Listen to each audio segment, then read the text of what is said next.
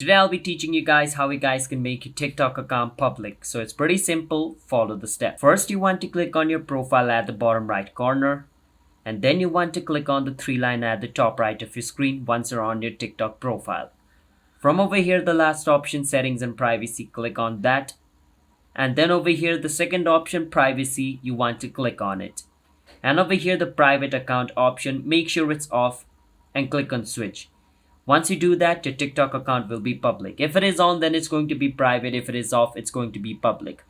And the difference between public and private account is if your account is public, then anyone who follows you or doesn't follows you, they can literally see what you have posted or what your profile picture, your story, everything is, all right?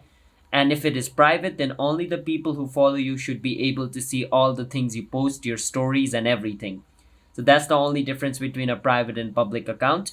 So if you guys found our video helpful, then hit the subscribe to our channel one to step for future videos just like this related with TikTok.